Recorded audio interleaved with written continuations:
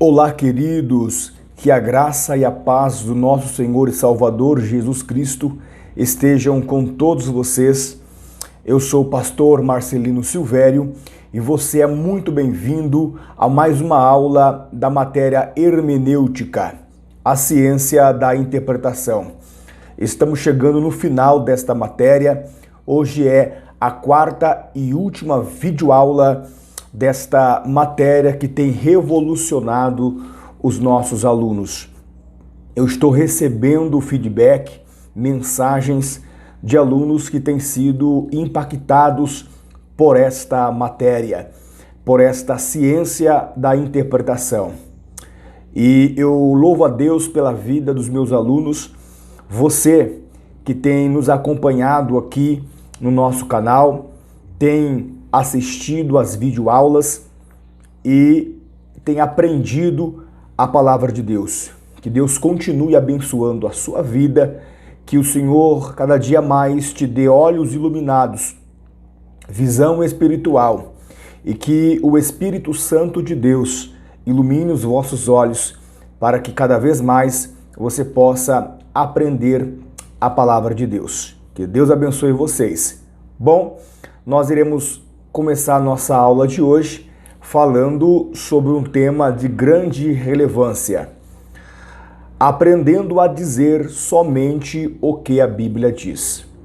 Maravilha?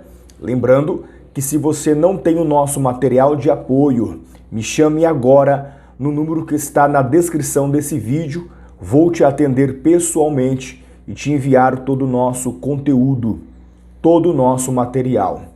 Ok? Vamos lá? Hermenêutica, a ciência da interpretação, aula de número 4.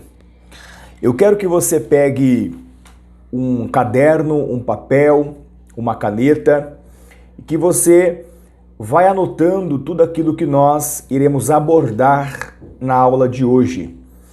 Alguns tópicos que eu estarei abordando aqui, transmitindo para vocês, não estão nas suas apostilas, não estão nos seus livros. Então é muito importante que você já pegue um caderno, um papel, uma caneta e vai anotando tudo aquilo que nós iremos expor na aula de hoje. O tema é aprendendo a dizer somente o que a Bíblia diz. O que a Bíblia não diz, eu também não posso dizer. Já disse o ditado que onde a Bíblia coloca um ponto final, eu não devo colocar uma vírgula. Maravilha? Bom, vamos lá. Já pegou o seu papel, a sua caneta, o seu caderno aí? Bom, a hermenêutica é a ciência da interpretação. Tá? É uma das matérias mais importantes da teologia. Como eu já disse, a hermenêutica ela faz parte da subdivisão da teologia. Ela está debaixo do guarda-chuva teológico. A hermenêutica e a exegese, como nós já discutimos em aulas anteriores, elas são irmãs gêmeas. Elas andam juntos. E hoje nós iremos falar um pouco sobre a exegese bíblica também, tá certo? Bom, mas por hora vamos aqui falar sobre hermenêutica, que é a ciência da interpretação. Ela também é conhecida como uma disciplina filosófica, exatamente porque ela usa técnicas de interpretação. Já vimos isso na aula passada. Maravilha? Existem algumas regras da hermenêutica. A primeira regra que nós podemos dizer aqui é que a Bíblia interpreta a própria Bíblia. A Bíblia não precisa de ser defendida. A Bíblia não precisa ser defendida. Ela se autodefende. A Bíblia interpreta a própria Bíblia. Esta é a regra principal da hermenêutica. A segunda regra é que para se entender um texto é preciso ler o seu contexto, examinar o contexto, que pode estar um capítulo antes ou um capítulo depois. Ok? Vamos lá? Então são algumas regras da hermenêutica que eu quero que você anote aí. Hoje estou mais compassivo, mais paulatino, para que você possa absorver o máximo desta aula. Maravilha? Bom, a exegese, que é a irmã gêmea da hermenêutica, é a aplicação, exposição dos resultados da hermenêutica. Enquanto que a hermenêutica, ela expõe os resultados da interpretação, a exegese, por sua vez, ela aplica-os. Então, vamos recapitular. A exegese é a aplicação dos resultados da hermenêutica. Maravilha? Bom, existem duas palavras gregas, exegese e exegese, mas que têm um significado distinto. Exegese, como eu já disse, é você extrair do texto, dissecar o texto, extrair do texto o seu sentido literal. A exegese, por sua vez, é ir para dentro de, é você colocar a sua interpretação no texto. Note que a exegese é você extrair do texto aquilo que ele quer dizer.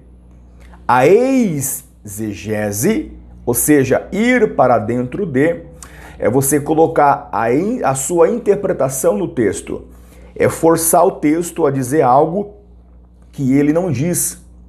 Nós chamamos de violência textual. Então, temos que tomar muito cuidado quando nós vamos fazer uma exegese bíblica, uma interpretação, para não fazermos, ao invés de uma exegese, uma exegese. É o que nós vemos nos dias atuais. Muitos pregadores, ensinadores cristãos fazendo exegese, colocando o seu pensamento, a sua interpretação no texto e forçando o texto a dizer algo que ele nunca diz. Então, na aula de hoje, nós iremos aprender a exegese bíblica, a hermenêutica na prática, aprendendo a dizer somente o que a Bíblia diz. Maravilha, meus queridos? Ok. Vamos lá. Veremos a partir de agora algumas questões bíblicas que são altas e terríveis exegese. Olha só, grandes erros de interpretação que nós cometemos no decorrer da nossa caminhada cristã. É normal nós cometermos erros, inclusive erros de interpretação, mas a partir de agora você entrará comigo no mundo hermenêutico que talvez você nunca tenha percebido, tá certo? Vamos aqui ver algumas questões de que são altas e terríveis exegese. Se prepare, esta aula pode te chocar, mas eu tenho a certeza que depois desse vídeo, depois desta aula, a sua visão hermenêutica e exegética irá mudar. Pode ter certeza, você passará a ver e ouvir a Bíblia como nunca antes você viu e ouviu na sua vida, tá certo? Vamos aqui para a primeira questão de hoje. Está passando aí na sua tela, tá certo? Você pode acompanhar. A primeira questão é: essa nuvem de testemunhas se refere aos ímpios? Olha que questão muito relevante. Essa nuvem de testemunhas se refere aos ímpios? Bom, vamos ler aqui Hebreus capítulo 12, versículo de número 1. Você pode acompanhar comigo aí na sua tela. Hebreus capítulo 12, versículo de número 1. Nós não sabemos quem foi que escreveu o livro aos Hebreus, tá? Só que o escritor aos Hebreus, ele escreve quando a igreja está passando por um período de perseguição, um período de tribulação, tá certo? Foi quando ele escreveu esse livro aqui para os irmãos hebreus, tá certo? Bom, aí na Almeida Corrigida Fiel está escrito assim: portanto nós também, pois que estamos rodeados de uma tão grande nuvem de testemunhas, deixemos todo o embaraço e o pecado que tão de perto nos rodeia e corramos com paciência a carreira que nos está proposta. Olha aí, Almeida Corrigida Fiel.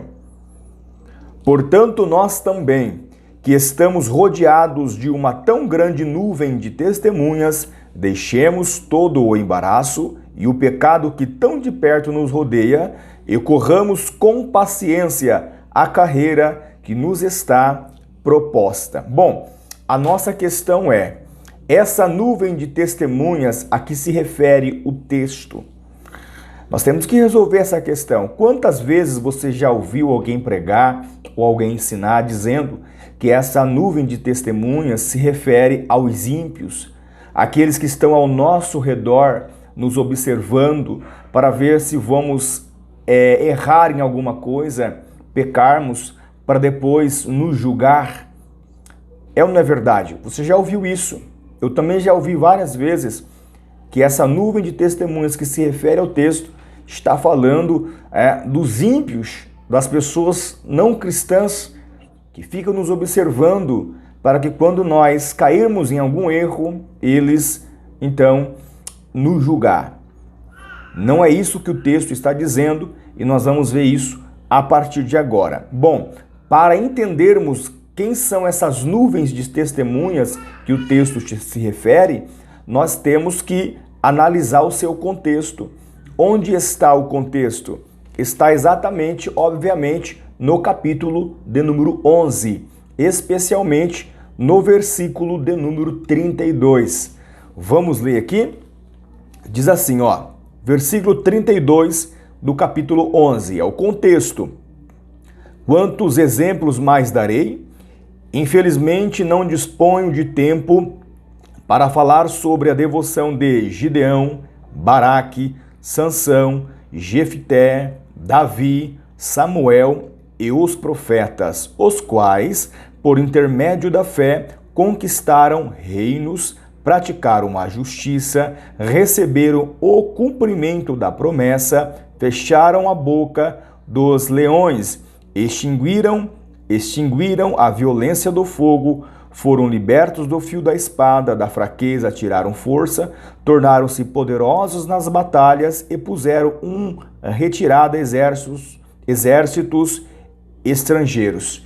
Então observe que o contexto do capítulo 12, do versículo 1, está exatamente aqui, a partir do versículo 32, o que o escritor aos Hebreus está falando. Ele está dizendo dos heróis da fé, Gideão, Baraque, Sansão, Jefité, Davi, Samuel e os profetas, os quais por intermédio da fé conquistaram reinos, foram desbravadores, fecharam a boca dos leões, escaparam da espada. Então, olha só, agora ficou mais fácil de nós entendermos quem são essas nuvens de testemunhas a que se refere o texto. Não são os ímpios, como muitos dizem e ensinam, que estão ao nosso redor, procurando algum erro em nós. Não são eles. Essas nuvens de testemunha são exatamente os heróis da fé, ao que o texto se refere: Gideão, Baraque, Sansão, Jefité, Davi e Samuel. Observe que a palavra portanto é uma palavra de conclusão e não de introdução. Ninguém pode começar uma conversa com a palavra portanto. Então, todas as vezes que aparecer a palavra portanto, é uma palavra de conclusão e não de introdução. Então, logo nós entendemos que tem um assunto anterior. Observou? Mas, professor, por que o versículo 12, por que a palavra portanto está no capítulo 12? É porque a Bíblia até então não era dividida. A Bíblia não era dividida nem em capítulos e nem em versículos. Ela foi dividida depois. Então, infelizmente, quem dividiu a Bíblia em capítulos, dividiu em momentos que não era para ser divididos. Então, observe no capítulo 12 a palavra portanto, ou seja, dando a entender que existe um assunto anterior que precisa ser visto, tá certo? Então, qual é o assunto anterior que vem da palavra portanto? É exatamente o versículo 32 que diz, né, de Gideão, de Baraque, Jefité, Sansão, Samuel, Davi. Então, esses heróis da fé que fizeram a diferença, que venceram batalhas, esses heróis da fé que fecharam a boca dos leões, são as nuvens de testemunhas citada aqui no capítulo 12 e no versículo 1. É como se você estivesse num estádio para uma corrida, para uma disputa, e a plateia fossem os heróis da fé, te dando força, te aplaudindo e dizendo: vai nessa tua força, nós vencemos, então você também vencerá. Por isso que o texto vai dizer que, portanto, nós também, pois que estamos rodeados de uma tão grande nuvem de testemunhas. Quem são essas nuvens? São exatamente os heróis da fé: Baraque, Sansão, Jefité, Davi e outros mais.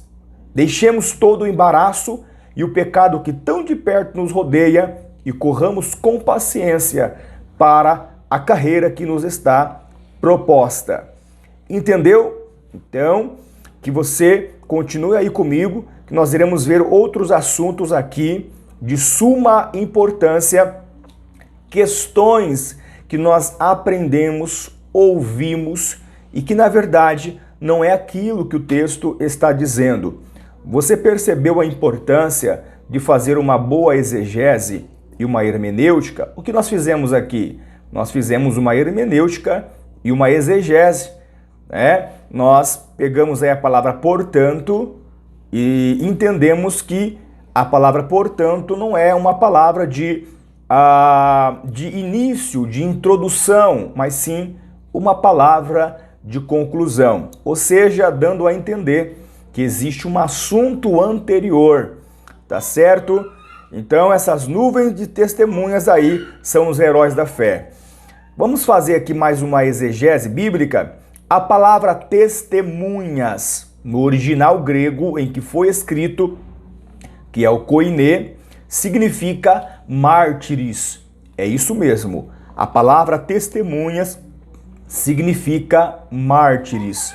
É a mesma palavra que aparece em Atos, no capítulo 1 e no versículo 8, quando Jesus disse: e recebereis poder ao descer sobre vós a virtude do Espírito Santo, e ser-me-eis testemunhas, tanto em Jerusalém, Judéia, Samaria e até os confins da terra. E ser-me-eis mártires. Então a palavra testemunha é mártires. Mais uma vez comprovando aí, Hebreus capítulo 12, versículo 1, que essas testemunhas são os mártires. Maravilha, queridos. Para que esta aula não fique muito longa, nós iremos somente para mais uma questão e eu quero que você aqui preste atenção, porque eu tenho a certeza que a sua visão bíblica mudará, tá certo? Esta aula, ela será um divisor de águas aí na sua vida, no seu ministério. A questão que nós vamos abordar agora está em Salmo 23, versículo 1, está aí na sua tela. Se a Bíblia diz que o Senhor é o nosso pastor e nada nos faltará, porque muitas coisas nos faltam. Então é uma questão. Então muitas pessoas, pregam em cima desse salmo, Salmo 23, que é o mais famoso dos salmos. O Senhor é nosso pastor e nada me faltará. Não vai te faltar nada, porque o Senhor é nosso pastor, porque o Senhor é o seu pastor. Mas a pergunta é, se o Senhor é o nosso pastor e nada nos faltará, porque muitas coisas nos faltam. Então temos que analisar isso com carinho, tá certo? Será que é isso mesmo que o texto está dizendo? Será que é isso que o salmista está dizendo, que nada nos faltará? Vamos entender? Bom, vamos comparar aqui as traduções. Está aí na sua tela, Almeida Corrigida Fiel, vai dizer o seguinte: o Senhor é meu pastor, nada me faltará. Na Bíblia Judaica Completa está escrito: Adonai é meu pastor, não preciso de nada. Olha essa versão aí, Bíblia Judaica Completa. Já mudou completamente o sentido do texto. Mudou ou não mudou? Adonai é meu pastor, não preciso de nada. Então olha só que interessante, queridos. No original hebraico, no lugar da palavra portuguesa nada, está a palavra hebraica ló, que significa não. Então olha só que interessante. Na tradução original vai estar dizendo assim: o Senhor é o meu pastor e não me faltará. Ou seja, quem não nos falta é o Senhor e não as coisas. Então você percebeu que quando nós entendemos a palavra no original, nós muda totalmente a tônica da mensagem, aquilo que nós aprendemos, que nós ouvimos. Quem não nos falta é o Senhor e não as coisas. Porque o texto original está assim: o Senhor é o meu pastor e não me falta. Ou seja, não preciso de nada. O Senhor, Ele é suficiente para a minha vida. Pode me faltar o pão, a água, a vestimenta, pode me faltar o dinheiro, pode me faltar a mordomia, pode me faltar tudo. Mas o Senhor, Ele não me falta. Ele está comigo.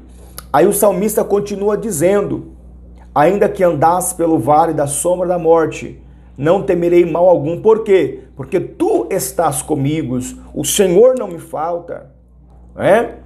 Olha só que interessante: deitar-me faz em verdes pastos. Por quê? Porque o Senhor não me falta. Guia-me mansamente às águas tranquilas, refrigera a minha alma. Por quê? Porque o Senhor não me falta. Então quem não vai nos faltar não são as coisas, é o Senhor que não vai nos faltar. Então quando nós comparamos as traduções, nós temos uma melhor compreensão da Bíblia. Muitas pessoas frustradas, deprimidas, porque dizem assim: se o Senhor é o meu pastor, se Ele é o meu Deus, por que está me faltando isso, me faltando aquilo? É porque ela ouviu aquilo que a Bíblia não estava dizendo. Alguém pregou, alguém ensinou aquilo que a Bíblia não diz.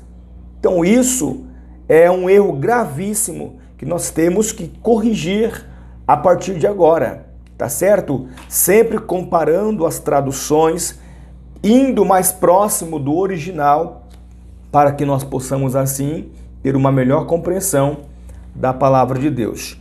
Maravilha, meus queridos. Eu acho que dá tempo de nós ver apenas mais uma tradução aqui, rapidinho, para esta videoaula não ficar muito grande aí.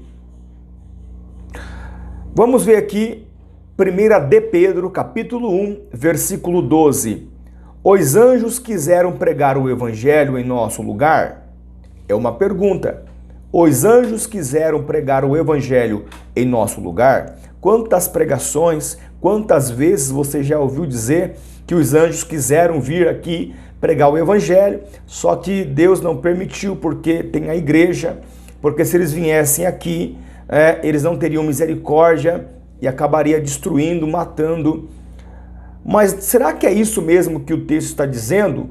Que os anjos quiseram vir pregar o evangelho em nosso lugar?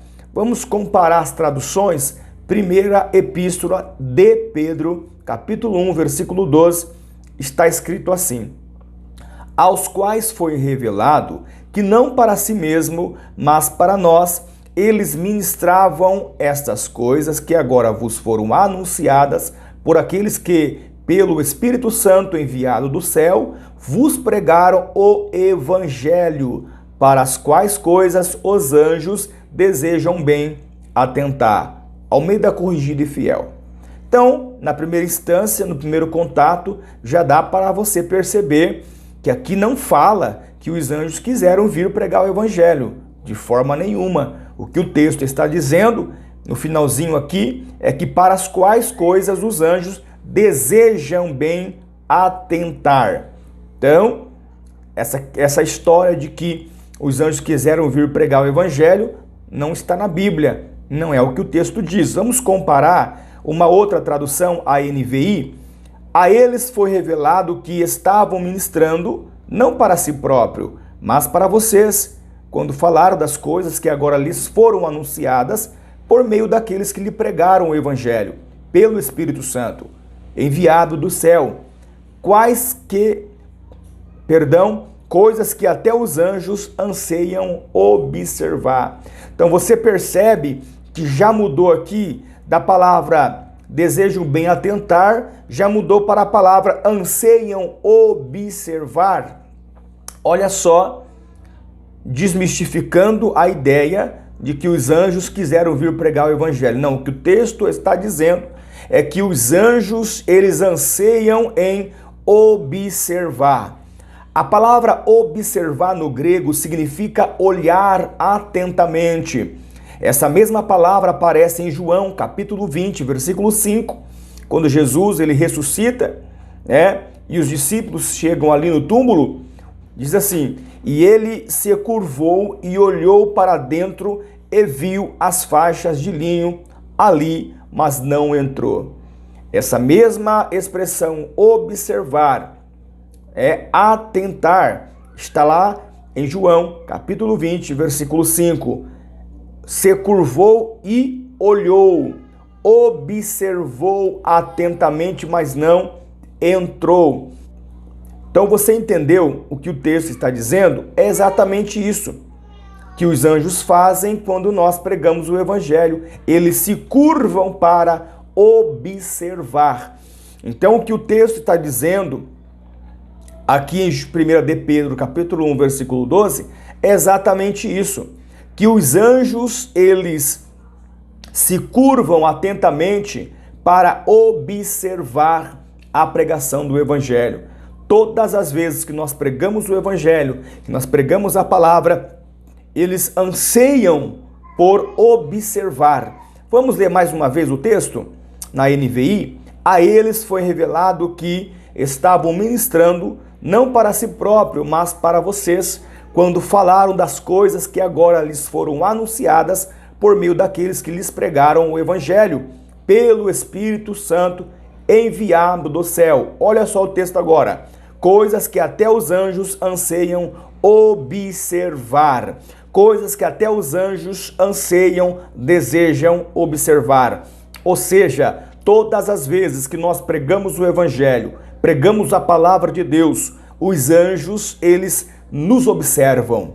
Os anjos têm prazer em observar quando você ministra a palavra, quando você prega o evangelho. Olha que coisa espetacular. Olha que revelação tremenda. Não tem nada a ver com o que nós aprendemos, que os anjos queriam vir pregar o evangelho aqui, no nosso lugar. Não é isso que o texto diz. O texto está dizendo exatamente ao contrário. Está dizendo que os anjos, eles anseiam em observar quando o evangelho ele é pregado. Maravilha, meus queridos, meus amados. Vou gravar uma outra videoaula dando sequência a este assunto, aprendendo a dizer somente o que a Bíblia diz. Por hora, nós iremos parar por aqui. Vamos fechar essa videoaula, até porque para que esse vídeo não fique muito longo e cansativo aí para vocês. Então vocês entenderam que é importante comparar as traduções para chegar no melhor entendimento da palavra de Deus? Então, todas as vezes que você for fazer um estudo, fazer uma exegese bíblica, uma hermenêutica, você precisa comparar as traduções, ler o seu contexto, que pode estar antes ou depois do texto. Amém? Que esta videoaula venha agregar valor e conhecimento à sua vida. Que esta videoaula seja um divisor de águas para o seu ministério. Que nós não venhamos cair no erro de fazer uma exegese, ou seja, violentar o texto, dizer aquilo que o texto nunca disse. Porque aonde a Bíblia coloca um ponto final, não posso colocar uma vírgula. Eu não posso dizer aquilo que a Bíblia não diz só para manipular, só para enganar, ou até mesmo de uma forma ingênua, né? Na simplicidade, dizer aquilo que o texto não está dizendo. Então, por isso que existe a teologia, existe a hermenêutica, a exegese, existe o curso teológico, que é para nós não cometermos esses erros. Que Deus abençoe você grandemente, que seu ministério seja próspero, profíncuo, que você possa levar esse conhecimento adiante. O conhecimento só é válido quando nós transferimos para uma outra mente, quando nós passamos para frente. Não fique só com você. Passe esse conhecimento, seja aqui compartilhando essa videoaula, seja você mesmo ensinando aí na sua igreja, ensinando na escola bíblica dominical, essas técnicas de leitura, desmistificando, desconstruindo esses ensinamentos errôneos, errados, equivocados que nós aprendemos dos nossos antepassados. Não é que eles passaram para nós de maldade, não. É porque eles não tinham, talvez, um conhecimento como você está tendo hoje, um conhecimento teológico, bíblico, um conhecimento hermenêutico, exegético. Então, assim, queridos, que Deus abençoe a tua vida grandemente. Se você gostou dessa videoaula, tá? Comente, compartilhe, se inscreva no nosso canal para que nós possamos alcançar vidas através do conhecimento teológico da palavra de Deus. Você não tem um material de apoio? Me chame agora no número que está na descrição desse vídeo. Vou te atender e te enviar todo o nosso material. Que Deus nos abençoe em Cristo Jesus e lembre-se que Deus nos livre da covardia que teme novas verdades, da preguiça que aceita meias verdades e do orgulho que pensa em saber toda a verdade. Somos eternos aprendizes. Estamos sempre aprendendo. Que Deus os abençoe e lembre-se, eu sempre estarei aqui ministrando para vocês, meus alunos, videoaulas, aulas de teologia que com certeza irão abençoar a sua vida. Que Deus vos abençoe e até a próxima videoaula, querendo Deus.